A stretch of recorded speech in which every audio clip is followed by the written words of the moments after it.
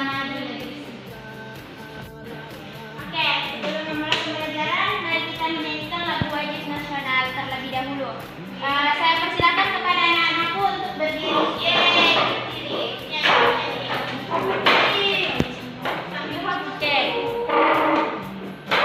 Hafal semua aja lagu.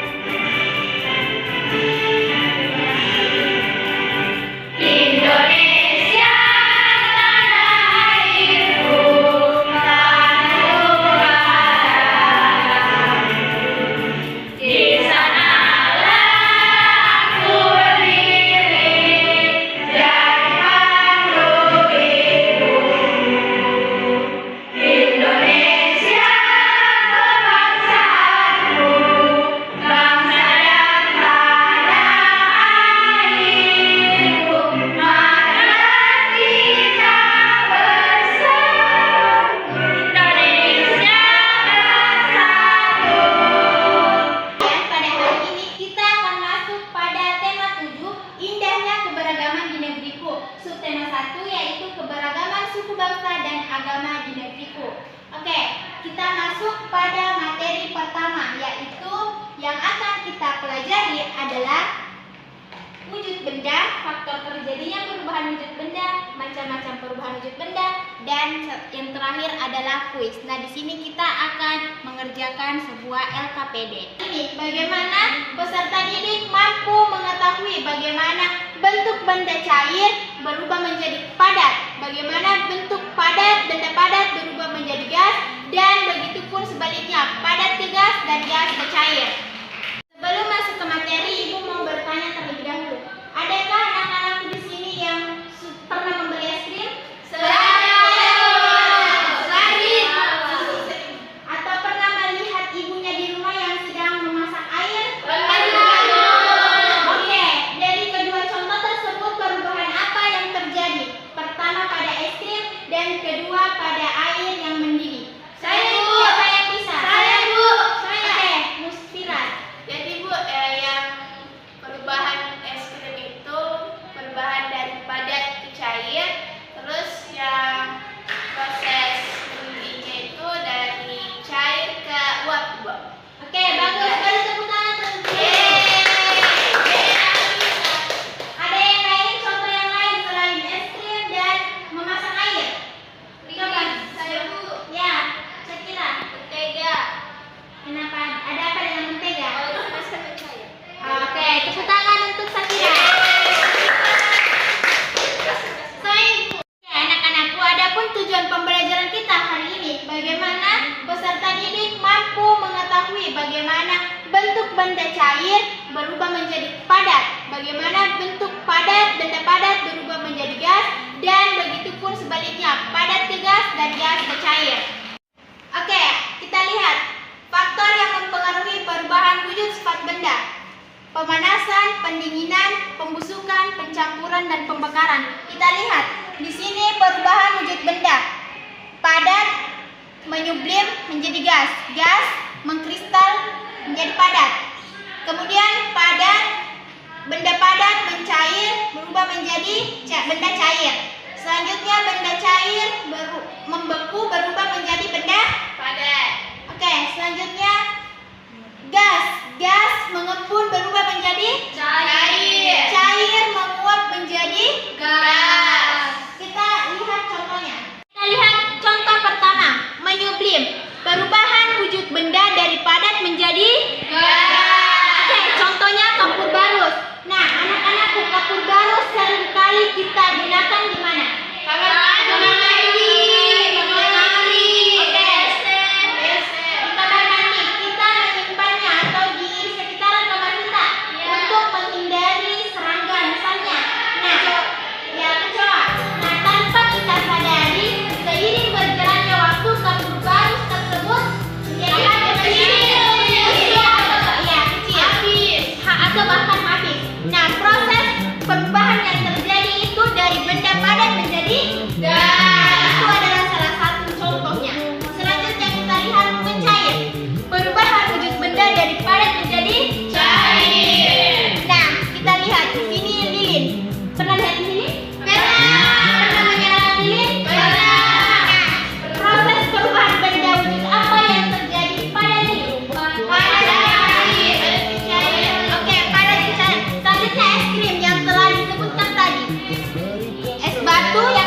air dan mentega yang dipanaskan lama-kelamaan akan menjadi cair. Oke.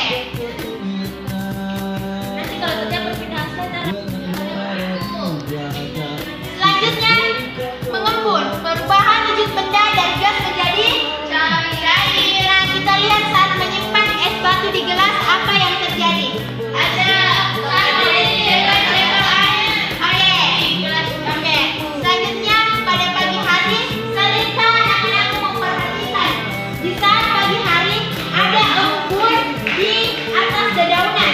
Ya, ini adalah perubahan wujud benda dari gas menjadi cair. Oke, selanjutnya mengkristal, perubahan wujud dari gas menjadi batu. Nah, proses terbentuknya butiran es salju dari uap air di awan. Tahu salju? Tahu. Nah, jika awan bergerak ke daerah pegunungan tinggi atau daerah yang suhunya lebih rendah, maka uap air akan menjadi tetesan hujan, malah menjadi es salju.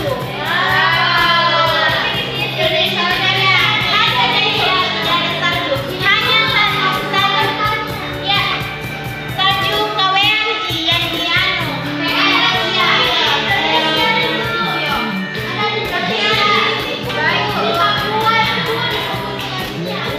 Oh ya, ibu baru pernah di sana ibu. Kamu sudah ya, nanti kita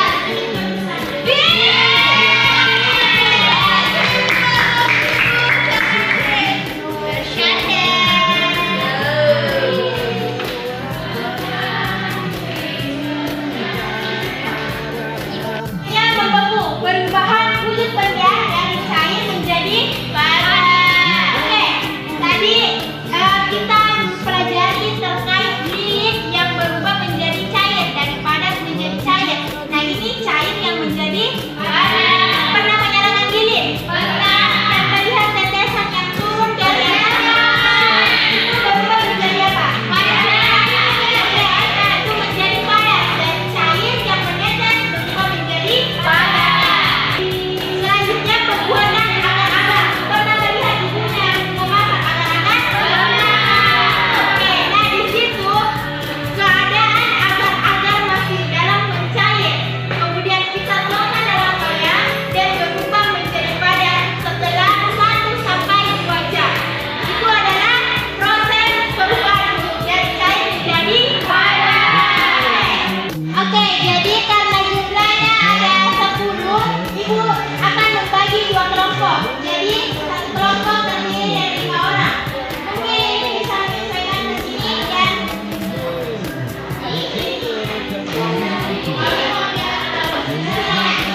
Oke, anak-anakku, sekarang kita akan melakukan sebuah eksperimen dari perubahan wujud benda padat menjadi cair. Oke, selanjutnya perwakilan satu kelompok masing-masing mengambil bahan yang telah saya tetapkan. Oke, perwakilan kelompok. Oke, satu margarin, satu es batu, dan lilin serta sendok. Iya. Oke, nanti koreknya kita melakukan sebuah eksperimen perubahan benda padat menjadi cair. Silakan nyalakan lilinnya.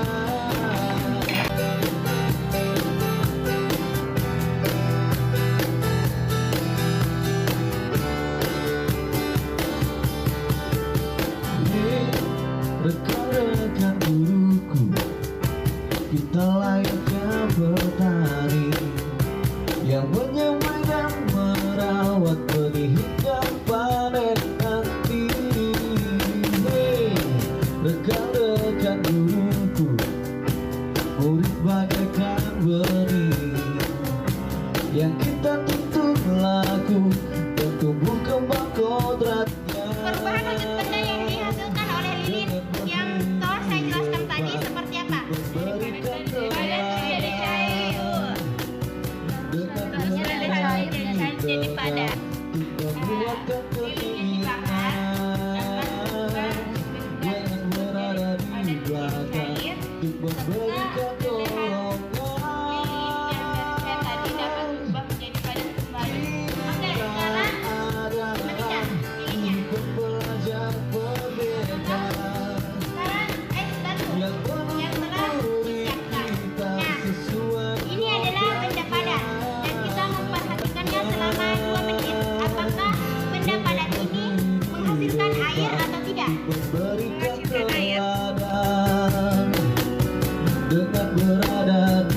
tengah untuk menguatkan keinginan.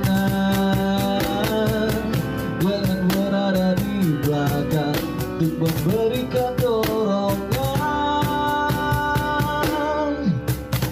Oke, selanjutnya karena kita telah melakukan eksperimen tentang perubahan wujud benda, selanjutnya ada laporan kegiatan atau lembar kerja peserta didik. Ini diisi sekarang dan dipresentasikan.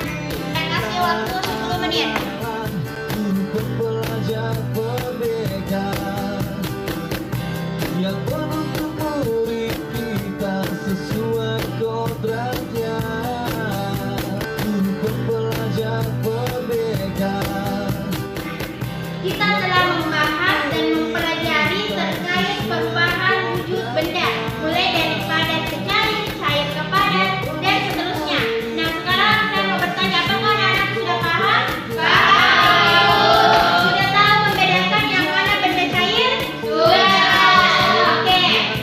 Selanjutnya, karena saya lihat ini sudah bosan mukanya, sudah bosan-bosan mengantuk, kita senang.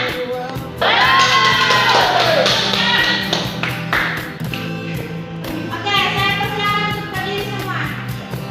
Berdiri. Yang heboh ya, yang heboh. Satu. Oke, 1, 2, 3. Ikuti.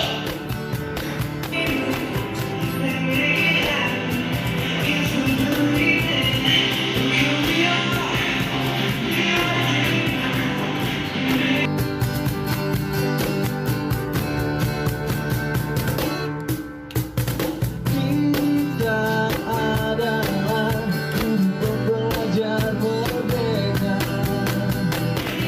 yang menuntut murid kita sesuai kodratnya. Mari jadikan murid kita murid yang merdeka, seperti filosofi.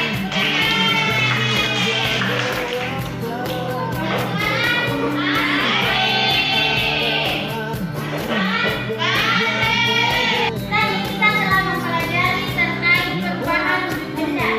Ibu telah menjelaskan bagaimana proses perubahan wujud mulai dari wujud benda cair, benda gas ke padat, begitu pun sebaliknya. Nah, sekarang Ibu ada teks bacaan terkait perubahan wujud benda. Di sini saya bagikan per kelompok. Selanjutnya anak-anak bisa membaca di buku paragrafnya, paragraf per paragraf. Dan di sini kalian akan menentukan yang mana dalam paragraf ini termasuk gagasan pokok dan gagasan pendukung. Sebelumnya Ibu mau bertanya, apakah anak-anakku mengerti apa itu gagasan pokok dan gagasan pendukung? Tidak. Tidak ada yang tahu? Tidak. Oke, saya jelaskan. Oke, jadi gagasan pokok adalah inti dari sebuah paragraf, di mana akan dijelaskan bahwa apa yang dibahas dalam paragraf itu, apa yang dibahas dalam topik itu. Sedangkan gagasan pendukung yaitu menjelaskan lebih spesifik atau lebih dalam lagi terkait topik yang telah kita uraikan atau yang kita baca. Jadi misalnya gagasan pendukung itu terletak biasanya di akhir kalimat, di akhir paragraf, karena dia menjelaskan apa yang telah paragraf sebelumnya atau paragraf awal membahas sebuah topik, kemudian akan muncul yang namanya gagasan pendukung. Nah, selanjutnya apakah sudah bisa dikerjakan tugasnya? Di sini kita lihat sama-sama yang nomor 1. Tuliskan gagasan pokok dari paragraf 1. Jadi kita baca paragraf pertama itu gagasan pokoknya apa. Selanjutnya yang kedua, 3 perubahan wujud benda. Karena ini adalah materi perubahan wujud benda, kita lihat dalam paragraf ini apa yang menjadi topik dan yang telah dibahas. Silahkan disebutkan dan dijawab nomor 2 tentang perubahan wujud benda. Oke, silahkan dikerjakan. Filosofi pendidikan diajar dewasa. Karena waktu sudah menunjukkan pukul 3, hampir pukul 13, jadi tugas ketiga yang membuat cerita kegiatan yang kalian lakukan untuk dalam perubahan wujud dikerjakan di rumah. Jadi, bagaimana kelompok ini mengerti?